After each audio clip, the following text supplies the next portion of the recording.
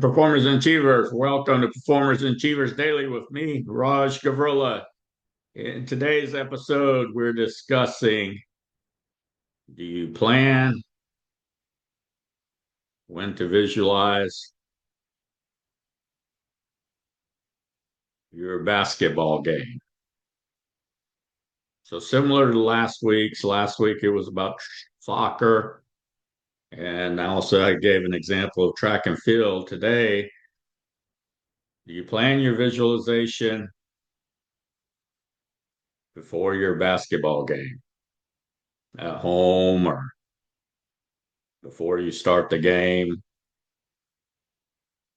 That's when you plan your visualization. If you're seeing images of you making a 3-point shot or you dunking or you making a move on someone during the day while you're doing other things, while you're with family, extended family, friends, whatever, wherever you may be, a networking event, watching a movie, etc., then that's not the visualization that I'm talking about. Actually, that actually puts more cognitive load on you and pressure on you. The visualization that I'm discussing is planned visualization. So when you take and you plan your visualization, and this is before the game, and you use the ball method. And again, I'll go over that with you. It's breathe.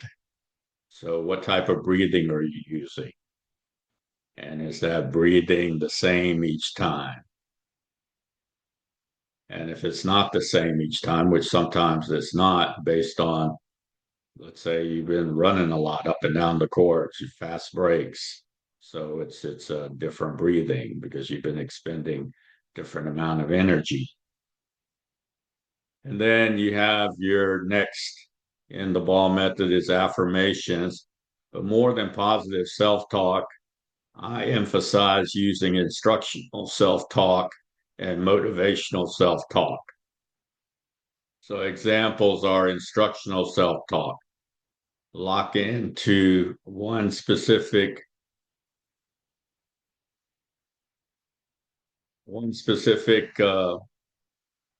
net where the net and the goal are connected. Lock into one of those specific rings on the goal.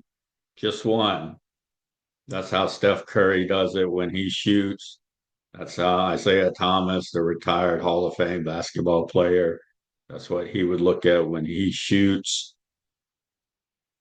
And then also, you may say different things to yourself as far as instructional self talk, because again, the flow of the game, what's been happening, it may be a slow game, it may be a game where there's a lot of half court sets. So there's a lot of ball movement going back and forth. It may be a up and down game where you're running a lot. And so your energy level is different. And therefore, you come to the line and your routine is the same each time. Physically, you look the same. However, what's going through your mind, what you're thinking, your critical thinking skills are, your positive self-talk or your instructional self-talk, for example, could be something like keep the ball in front. Okay. So in other words, when you're shooting, you want to keep the ball out in front of you instead of to the side a little bit. Okay. And different players say different things because it changes based on a lot of factors in the game, how the game's flowing. And then sometimes some people, players, instructional self-talk is feel my energy flow. So the energy is going to flow from the feet up through the waist, which is the transfer point or the hip, and up through into the shot and release on the fingertips. Some players will, uh, instructional self-talk will be to roll it off the fingertips. So there's very different things that can occur. And of course, these can be different based on what exactly is happening before you go to the free throw line. However, your routine at the free throw line is the same. And then motivational self talk would be something like, let's say you're shooting two shots, you make the first basket, then you say to yourself with your motivational self talk, good basket or good shooting, something to reward you with so that you can look forward to the next shot. Okay. And then obviously, what do you do if the ball doesn't go in? Then you can do another visualization where you can visualize you using your physical release routine, like you're rubbing your fingers together so you can feel the ridges. So it brings you back into the present moment using mindfulness. So that's your physical release. And then you go into your routine again. And then the L in ball method is look back. So this isn't necessarily, well, this can be for free throws. You can look back at times when you did make free throws and relive those through visualization. And then you look forward. So you look forward to playing this next game against whoever the opponent is. And you visualize yourself making free throws. So that's the ball method. Now you can use this for 3-point shots, mid-range shots, taking the ball to the basket, passing. You can use all this, running different sets, defending. However, you're using this when you're not actually playing in the game, except for, yes, when you're not playing in the game. So you're still when you're visualizing. And this is when you use your senses, all five senses: see, hear, smell, taste, touch. You feel, you notice your breathing, physical sensations, and then your intuition, and then your instructional self talk, knowing how you shoot the basketball, not how someone else shoots the basketball, but knowing how you shoot the basketball. And then that's how you visualize. One way, that's how you visualize. And we can in person via Zoom or in person go through other scenarios where maybe you didn't play as well as you'd like, and so you're looking to make progression in your basketball. And so we can go through those specific situations. Now, during the game, you can also use visualization. Keep in mind, visualization occurs when you are still. So in basketball, that would be at the free throw line. That would be before a jump ball. And then that would be when you're coming out of a timeout and you're about to go in. And so you visualize what that next play is going to look like. Your coach has drawn that up. So you know what that play is. So you visualize that play, the execution of it. So those are times when you can visualize. There's not many more times during a basketball game when you're actually playing that you visualize. All the other times, what you're doing is you're seeing.